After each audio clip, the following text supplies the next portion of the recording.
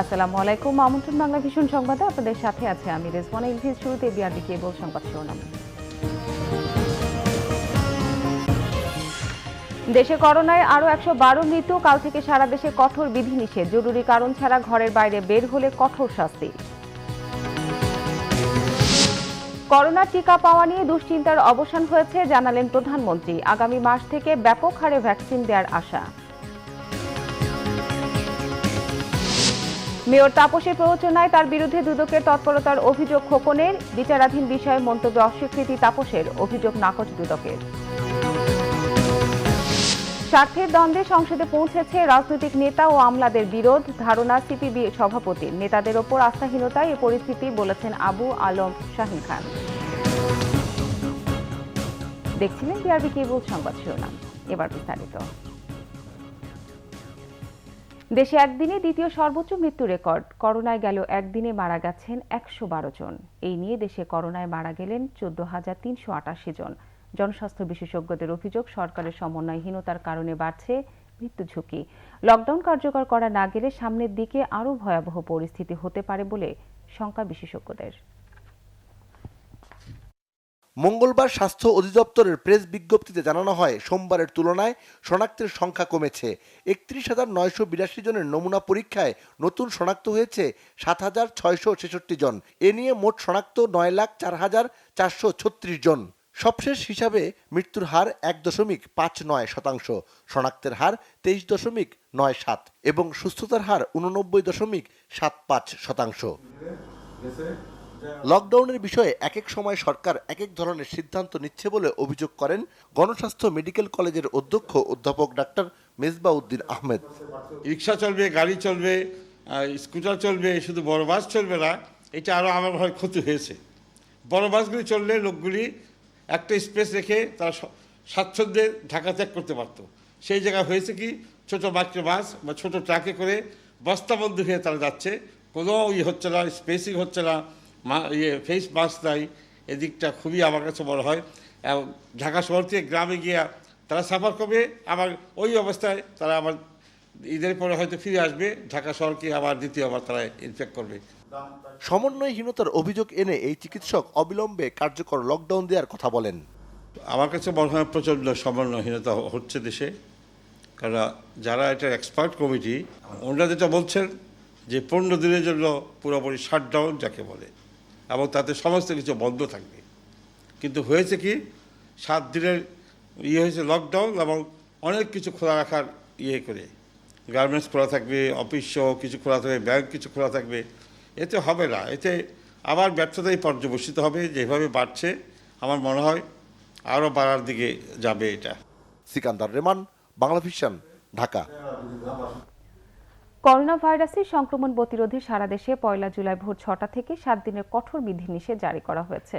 মঙ্গলবার রাতে তথ্য অধিদপ্তরের এক বিবরণীতে একথা জানানো হয়েছে। এই 7 দিন জনসাধারণ ও যানবাহন চলাচল এবং বিভিন্ন সরকারি বেসরকারি প্রতিষ্ঠান বন্ধ থাকবে। এ সময় জরুরি পরিষেবা এবং জরুরি কারণে ছাড়া ঘরের বাইরে কেউ বের হলে তাদের বিরুদ্ধে কঠোর শাস্তিমূলক ব্যবস্থা নেওয়া হবে। আজ মন্ত্রিপরিষদ বিভাগ থেকে বিধিনিষেধ ও নিষেধাজ্ঞা সম্পর্কিত বিস্তারিত তথ্য সম্বলিত প্রজ্ঞাপন জারি করা হবে। দর্শক, 3 দিনের বিধিনিষেধের শেষ দিনে রাজধানী ও প্রবেশ পথের চিত্র জানাতে এখন যুক্ত হচ্ছেন আমাদের সহকর্মী সৈয়দ আব্দুল মুহিত। তিনি আছেন আমিনবাজারে। মুহিত, কঠোর বিধিনিষেধ শুরুর আগের সকালে গাবতলী ও আমিনবাজার এলাকায় মানুষের চলাচল কেমন দেখছেন? আজও কি মানুষ ঢাকা ছাড়ছেন? এলবিস, আপনি জানেন যে 3 দিনের সীমিত যে বিধিনিষেধ চলছে, আর আগামীকাল থেকে কঠোর বিধিনিষেধ শুরু হবে। তো এই বাস্তবতায় আমরা যতটুকু দেখেছি যে কল্যাণপুর, শ্যামলী, গাবতলীতে বেশ কয়েকটি পুলিশের ব্যারিকেডের মধ্যে পড়তে হয়েছে। গাবতলীতে আপনি জানেন যে দূরপাল্লার বাসগুলো যেখানে থাকে সেখান থেকে কোনো দূরপাল্লার বাসগুলো ছাড়েনি।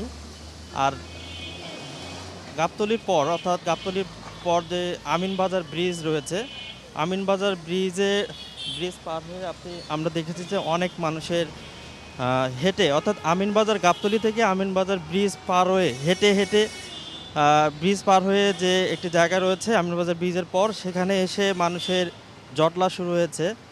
সেখান থেকে বিকল্প ওয়েতে মানুষ যেতে পারছে, কিন্তু আমিনবাজার ব্রিজের আগ পর্যন্ত কোনোভাবেই মানুষ কোনো যানবাহনে করে যেতে পারছে না। আমিনবাজার ব্রিজের পর যারা ঢাকা ছাড়ছেন, অর্থাৎ লকডাউনকে যারা মনে করছেন যে দীর্ঘদিন তাদের বসে থাকতে হবে, তারা ভাবছেন যে যে কোনো উপায়ে তারা বাড়ি যাবেন, এবং সে কারণে আমিনবাজার ব্রিজের পর এসে কোনো না কোনো উপায়ে তারা বাড়ি যাচ্ছেন।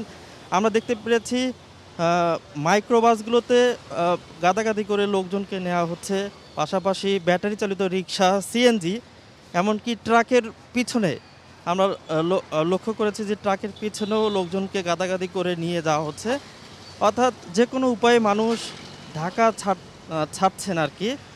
আর যারা যাচ্ছেন তাদের বক্তব্য হচ্ছে যে যেতেই হবে, কারণ লকডাউনে কোন পরিস্থিতি হয় এখন, যেহেতু 7 দিনের বিধিনিষেধ, কঠোর বিধিনিষেধ বলা হচ্ছে যে এই বিধিনিষেধের মধ্যে যদি বের হতে হয় কোনো কারণে, তাহলে তাদের জরিমানা গুনতে হবে, শাস্তির আওতায় আসতে হবে। অর্থাৎ এই পরিস্থিতিতে যদি কোনোভাবে বাড়ি যাওয়া যায়, তাহলে তারা যে রাজধানীতে যে একটা কঠোর চাপের মুখে পড়তে হবে, সেই থেকে তারা পরিত্রাণ পাবে। তো এই হচ্ছে এলবিস এখানকার সর্বশেষ অবস্থা। ধন্যবাদ আপনাকে। দর্শক শুনছিলেন আমাদের সহকর্মী সৈয়দ আব্দুল মুহিত, উনি ছিলেন আমিনবাজারে, সেখানকার পরিস্থিতি সম্পর্কে আমাদেরকে জানাচ্ছিলেন। প্রধানমন্ত্রী শেখ হাসিনা জানিয়েছেন করোনার টিকার ব্যবস্থা হয়ে গেছে, জুলাই মাস থেকেই বিভিন্ন উৎস থেকে তা আসা শুরু হবে, তাই শীঘ্রই শুরু করা হবে গণহারে ভ্যাকসিন কার্যক্রম। মঙ্গলবার সংসদে এসব জানিয়েছেন প্রধানমন্ত্রী। বাংলাদেশের জন্য মঙ্গলবার 2021-22 অর্থ বছরের বাজেটের উপর সাধারণ আলোচনা হয় সংসদে। আলোচনায় অংশ নিয়ে বাজেটের বিভিন্ন দিক নিয়ে কথা বলেন প্রধানমন্ত্রী শেখ হাসিনা। জানান, টিকা নিয়ে দুশ্চিন্তার অবসান হচ্ছে, যত টাকায় লাগুক সবাইকে দেওয়া হবে করোনার টিকা। বর্তমানে আল্লাহর রহমতে আমাদের ব্যবস্থা হয়ে গেছে, এখন আর কোনো সমস্যা হবে না।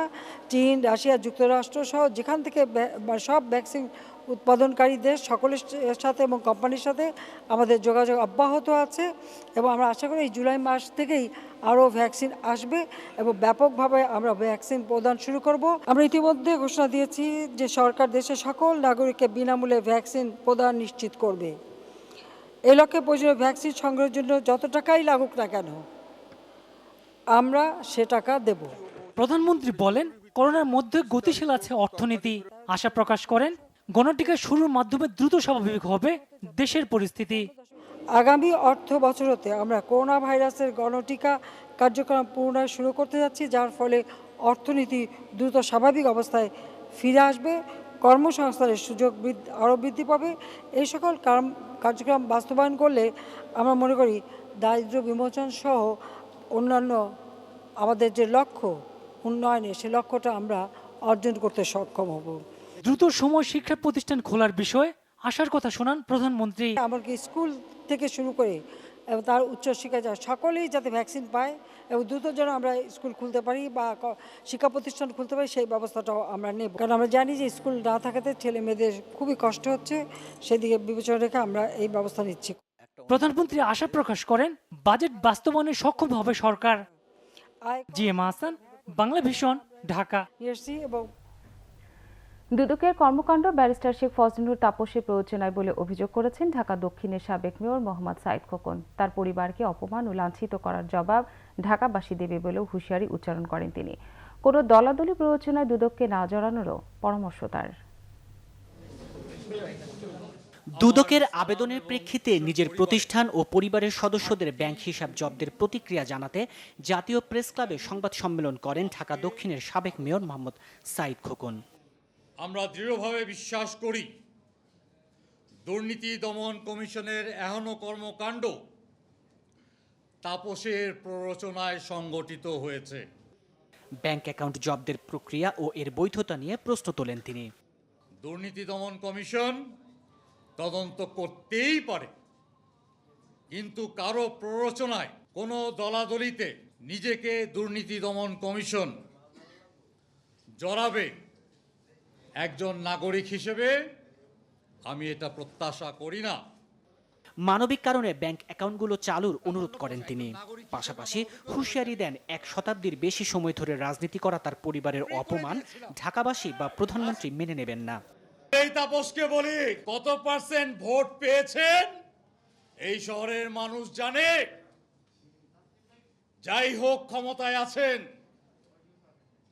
মানুষের কাজ করেন। আরে ভাই, ঢাকার মরা লাশটার উপর তো ট্যাক্স বসিয়ে দিয়েছে। কিভাবে ঢাকাবাসী ভালোবাসা আশা করে? আপনার ব্যর্থতার দায় ঢাকার জন্যে আর মানুষ পান নাই। বারবার শুধু আমার উপরেই, বারবার শুধু আমার উপরেই। কেন কেন? সংবাদ সম্মেলনের বিভিন্ন পর্যায়ে আবেগ আপ্লুত হয়ে পড়েন তিনি। আজকে এই সময় দেখবার জন্যে, আজকে এই অবস্থা কি দেখবার জন্যে আন্দোলন সংগ্রাম করেছিলাম, আমরা জীবন দিয়েছিলাম। আজকে কি এই সময় দেখবার জন্যে? জাতির বিবেকের কাছে প্রশ্ন রাখতে চাই আমার ভাইরা, বিচার আপনারা করবেন। কারো ব্যর্থতা ঢাকবার জন্যে আরেকজনের মাথায় কালিমা লেপন করে দেবেন, আমরা এটা মেনে নিতে পারি না। আইনি মোকাবেলা করব, সাথে সাথে ঢাকাবাসীকে নিয়ে প্রয়োজন হলে আরেকবার সংগ্রাম হবে। দায়িত্ব থাকাকালে মানবিক কারণে বেশ কিছু সিদ্ধান্ত নিয়েছিলেন বলেও দাবি করেন সাবেক এ মেয়র। আরে বড় হওয়ার স্বপ্নে কি সাইদ খোকন বাধা নাকি? তুমি বড় হতো আমার কি? আমাকে মেরে বড় হতে হবে নাকি? হ্যাঁ, যে দায়িত্ব পাইছো মিয়া ওইটা পালন করো। তাইমুর রশিদ, বাংলা ভিশন, ঢাকা। বিচারাধীন বিষয়ে কোনো মন্তব্য করতে চাননি ঢাকা দক্ষিণ সিটি কর্পোরেশনের বর্তমান মেয়র ব্যারিস্টার শেখ ফজলুল নূর তাপস। মঙ্গলবার এক প্রেস বিজ্ঞপ্তিতে ব্যারিস্টার তাপস জানান, ঢাকা দক্ষিণ সিটির সাবেক মেয়র মোহাম্মদ সাইদ খোকনের প্রতিষ্ঠান ও তার পরিবারের সদস্যদের ব্যাংক হিসাব জব্দের বিষয়টি আদালত ও দুর্নীতি দমন কমিশন সংশ্লিষ্ট। বিচারাধীন কোনো বিষয়ে কোনো ধরনের বক্তব্য বা প্রতি উত্তরে তিনি নিরুৎসুক বলে জানান ব্যারিস্টার শেখ ফজলুল নূর তাপস। এর আগে দুদকের কর্মকাণ্ড ব্যারিস্টার শেখ ফজলুল নূর তাপসের প্ররোচনায় বলে সংবাদ সম্মেলনে অভিযোগ করেন ঢাকা দক্ষিণের সাবেক মেয়র মোহাম্মদ সাইদ খোকন। এদিকে সাইদ খোকনের অভিযোগের জবাবে দুর্নীতি দমন কমিশনের সচিব ডক্টর মোহাম্মদ আনোয়ার হোসেন হাওলাদার বলেছেন, দুদক কখনো প্রভাবিত নয়। দুদক স্বাধীন সংস্থা, তার নিজের প্রয়োজন অনুযায়ী কাজ করে, কারো দ্বারা প্রভাবিত হয় নাই, কখনো হয় না। দুদক সবসময় সবার স্বার্থ রক্ষা করে কাজ করে, ওটা প্রয়োজন হলে সে তার স্বার্থ রক্ষা করবে সবসময়। দুদক মানুষকে অযথা একচেটিয়া একদিক থেকে কোনো কিছু করে, তাকে জিজ্ঞাসাবাদের প্রয়োজন হওয়া অভিজ্ঞতাগুলো সব সময় মতো করবে অবশ্যই। রাজনৈতিক নেতা ও আমলাদের স্বার্থে দ্বন্দ্বে তার সংসদ পর্যন্ত পৌঁছেছে বলে মনে করেন বাংলাদেশের কমিউনিস্ট পার্টি সিপিবির সভাপতি মুজাহিদুল ইসলাম সেলিম। আর নেতাদের ওপর আস্থাহীনতার কারণে সরকার প্রধান আমলাদের দিকে ঝুঁকছেন বলে মন্তব্য করেছেন সাবেক সচিব আবু আলম শাহিন। জনগণের আস্থা ফিরে পেতে রাজনৈতিক নেতাদের কাজ করার পরামর্শ দেন তিনি। আবার উত্তপ্ত সর্বোচ্চ আইনসভা। এবার আলোচনায় সরকারের উচ্চ পর্যায়ের নেতা ও আমলাদের অবস্থান নিয়ে। করোনাকালে জেলাওয়ারি ত্রাণ বিতরণ সহ সার্বিক কার্যক্রম সমন্বয়ের দায়িত্ব আমলাদের দেওয়ায় তীব্র ক্ষোভ ও হতাশা প্রকাশ করেন সাংসদরা। বলেন, সাংসদেরা সচিবদের উপরে আছে, সেইখানে তাদের থাকা উচিত।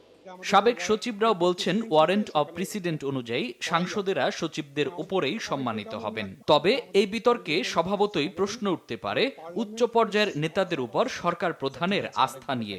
মাননীয় প্রধানমন্ত্রী সম্ভবত তার সিনিয়র নেতাদের উপরে তেমন আস্থা বা বিশ্বাস রাখতে পারছেন না, এবং তার যে পার্লামেন্ট সদস্যরা আছেন তাদের উপরে তার তেমন আস্থা বা বিশ্বাস নেই, এবং তার যে মন্ত্রিসভার সদস্যরা আছেন তাদের উপরেও হয়তো তিনি আস্থাটা রাখতে পারছেন না। সিপিবির এই সর্বোচ্চ নেতা বলছেন, সাংসদ ও সচিবদের নৈতিক অবক্ষয়ের কারণেই চড়া মূল্য দিতে হচ্ছে সাধারণ মানুষকে। জনগণের সমর্থনের উপরে নির্ভর করে রাষ্ট্র পরিচালনা করছেন, তাকে ক্ষমতায় থাকতে হচ্ছে সামরিক, বেসামরিক, আমলাতন্ত্র এবং বিদেশি প্রভুদের সন্তুষ্ট করার মাধ্যমে। সুতরাং যাদের উপরে তার ক্ষমতা স্থায়িত্ব নির্ভরশীল তাদেরকে সন্তুষ্ট করা ছাড়া তো সরকারের আর কোনো উপায়। এদিকে স্থানীয় সরকার বিশেষজ্ঞরা বলছেন, এমন দ্বন্দ্ব দেশের সুশাসনের জন্য হুমকি। এটা প্রকারান্তরে সরকারকে, প্রধানমন্ত্রীকে চ্যালেঞ্জ করা হয়েছে। জনপ্রতিনিধি শুধু 350 জন এমপি না, জনপ্রতিনিধি বললে 62,000 লোকাল গভর্নমেন্টের নির্বাচিত প্রতিনিধি দেশে আছেন। এর আগে 2006 সালে সাংসদদের চেয়ে আমলাদের বেতন বেশি হওয়ায় তুমুল আলোচনা সৃষ্টি হয়েছিল সর্বোচ্চ এই আইনসভায়। মামুন আব্দুল্লাহ, বাংলা ভিশন, ঢাকা। বিএনপির স্থায়ী কমিটির সদস্য গয়েশ্বরচন্দ্র রায় বলেছেন, সচিব পুলিশ যে সংসদে ভাগ্য বিধাতা, সেখানে সংসদ সদস্যদের ওপরে আমলারা থাকবেন, এরকমই তো হওয়ার কথা। মঙ্গলবার জাতীয় প্রেস ক্লাবে এক আলোচনায় গয়েশ্বরচন্দ্র রায় অভিযোগ করেন, দেশের রাজনীতি নেই। শেষ বসে তাদের কলঙ্কের তিলক কপালে পড়ছে ভোট চুরির এমপি। যে দেশের সচিবরা, যে দেশের পুলিশরা আজকের সরকার এই পার্লামেন্টের ভাগ্য বিধাতা, কর্তৃত্ব তো তারাই করবে। কারণ তারা পাপ করছে, সেই পাপের ফসল আজকের পার্লামেন্ট। দিনের ভোট রাতে হয়েছে, এটা কারা করেছে? যে পুলিশ রাত্রেবেলা চোর ধরে, সেই পুলিশ কিন্তু নিজেই ভোট চুরি করছে। আজকে পুলিশের অবস্থানটা কোথায় গিয়ে দাঁড়াইছে? নৈতিকতার জায়গা থেকে পুলিশের মেরুদণ্ড আছে? তারা সোজা গলায় কথা বলতে পারবে? বলতে পারে লাঠির জোরে। এখন প্রশাসন বলেন, আর এই সরকার বলেন, শেখ হাসিনা বলেন, এরা সবাই কিন্তু পরস্পরের দ্বারা ব্ল্যাকমেইলড। আওয়ামী লীগের সাধারণ সম্পাদক ওবায়দুল কাদের বলেছেন, বিএনপি নিজেদের ব্যর্থতা এবং জনবিচ্ছিন্নতা আড়াল করতে নির্বাচন ব্যবস্থাকে প্রশ্নবিদ্ধ করার অপচেষ্টা চালিয়ে যাচ্ছে। মঙ্গলবার তার সরকারি বাসভবনে নিয়মিত ব্রিফিংকালে একথা বলেন ওবায়দুল কাদের। আসন্ন ঈদুল আজহা উপলক্ষে পশুবাহী যানবাহন চলাচলের জন্য সকল প্রস্তুতি নিয়ে রাখার জন্য সংশ্লিষ্টদের নির্দেশ দেন মন্ত্রী। গণতান্ত্রিক শাসন ব্যবস্থা বিরোধী দল অত্যন্ত গুরুত্বপূর্ণ অংশীজন, কিন্তু মুখে রাষ্ট্র কাঠামো কিংবা গণতান্ত্রিক ব্যবস্থার কথা বললেও বিএনপি নিজেরাই নির্বাচন থেকে দূরে সরে যাচ্ছে। তারা নিজেদের ব্যর্থতা, জনবিচ্ছিন্নতা আড়াল করতে, নির্বাচন ব্যবস্থাকে প্রশ্নবিদ্ধ করতে প্রতিনিয়তই অপচেষ্টা চালিয়ে যাচ্ছে। চিত্রনায়িকা পরিমণির করা ধর্ষণ ও হত্যা চেষ্টা মামলায় আসামি নাসির ইউ মাহমুদ ও তুহিন সিদ্দিকী অমির জামিন মঞ্জুর করেছেন আদালত। মঙ্গলবার ঢাকার চিফ জুডিশিয়াল ম্যাজিস্ট্রেট কোর্ট জামিন মঞ্জুর করেন। 5 দিন রিমান্ডে নিয়ে জিজ্ঞাসাবাদ শেষে নাসির ইউ মাহমুদ ও তুহিন সিদ্দিকী অমিকে আদালতে হাজির করা হয়। তাদের আইনজীবীরা আদালতে জামিন আবেদন করেন। রাষ্ট্রপক্ষ থেকে জামিনের বিরোধিতা করে বক্তব্য তুলে ধরা হয়। আদালত উভয় পক্ষের বক্তব্য শুনে 5,000 টাকা মুচলেকায় তাদের জামিন মঞ্জুর করেন। 8 জুন রাতে পরিমণি অভিযোগ করেন, ঢাকা রদুরে বিরুলিয়ার ঢাকা বোট ক্লাবে ব্যবসায়ী নাসির ইউ মাহমুদ ও তুহিন সিদ্দিকী অমি তাকে ধর্ষণ ও হত্যার চেষ্টা চালান। 13 জুন নাসির ও তুহিন সিদ্দিকী ছাড়াও অজ্ঞাতনামা আরও 4 জনের বিরুদ্ধে সাভার থানায় মামলা করেন পরিমণি। মামলা হওয়ার কয়েক ঘন্টার পরই রাজধানীর উত্তরা থেকে নাসির ও তুহিনকে গ্রেফতার করে ঢাকা মহানগর গোয়েন্দা পুলিশ। রাজধানী মগবাজার বিস্ফোরণে নিহত আরও একজনের মৃতদেহ উদ্ধার করা হয়েছে। এ নিয়ে ঘটনায় মারা গেছে 8 জন। এদিকে ঘটনায় অবহেলাজনিত মৃত্যুর অভিযোগে পুলিশ বাদী ও অজ্ঞাতনামাদের আসামি করে রমনা থানায় মামলা করেছেন। পুলিশ জানিয়েছে, ঘটনায় অজ্ঞাতদের আসামি করে রমনা থানায় মামলা দায়ের করা হয়েছে। তদন্তে ভবন মালিক, ভাড়াটিয়া সহ যে কারো গাফিলতি পাওয়া গেলে আইনগত ব্যবস্থা নেওয়া হবে বলে জানিয়েছে পুলিশ। মঙ্গলবার সকালে তিতাস গ্যাসের একটি প্রতিনিধি দল ঘটনাস্থলে গেলেও গণমাধ্যমকে এড়িয়ে যান। পুলিশ গঠিত তদন্ত কমিটির সদস্যরা ভবনটিতে 12% গ্যাসের উপস্থিতি পেয়েছে। তবে এত বড় বিস্ফোরণ হলেও কোথাও কোনো পোড়া চিহ্ন মেলেনি, কোনো কিছুতেই অগ্নিসংযোগ হয়নি। বিস্ফোরণে কোনো ইম্প্রোভাইজ এক্সপ্লোসিভ ডিভাইস বা আইইউডি ব্যবহৃত হয়নি বলে জানিয়েছে পুলিশ ও গঠিত তদন্ত কমিটি ও সিটিটিসি প্রধান মোহাম্মদ আসাদুজ্জামান। সংবাদ শেষ করব বিআরবি কেবল শিরোনামগুলো আরেকবার জানিয়ে। দেশে করোনায় আরও 112 মৃত্যু। কাল থেকে সারা দেশে কঠোর বিধিনিষেধ। জরুরি কারণ ছাড়া ঘরের বাইরে বের হলে কঠোর শাস্তি। আগামী মাস থেকে ব্যাপক হারে করোনার টিকা দেওয়া হবে, জানালেন প্রধানমন্ত্রী। সংসদে আগামী অর্থ বছরের অর্থ বিল পাস, বাজেট পাস আজ। মেয়র তাপসের প্ররোচনায় তার বিরুদ্ধে দুদকের তৎপরতার অভিযোগ খোকনের। বিচারাধীন বিষয়ে মন্তব্যে অস্বীকৃতি তাপসের, অভিযোগ নাকচ দুদকের।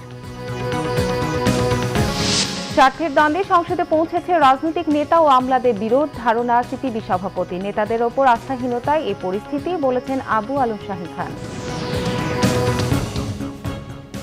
এই ছিল এখনকার মতো। পরের সংবাদ সকাল 10টায়, রেখে 9টায় রয়েছে নিউজ টপ 10 দেখার আমন্ত্রণ রইল। এছাড়া বাংলা ভিশন সংবাদ ও সংবাদ সংশ্লিষ্ট অনুষ্ঠান দেখতে ভিজিট করুন www.bbnews24.com, facebook.com/বাংলাভিশন এবং সাবস্ক্রাইব করুন youtube.com/বাংলাভিশন নিউজে। এতক্ষণ সঙ্গে থাকার জন্য ধন্যবাদ সবাইকে।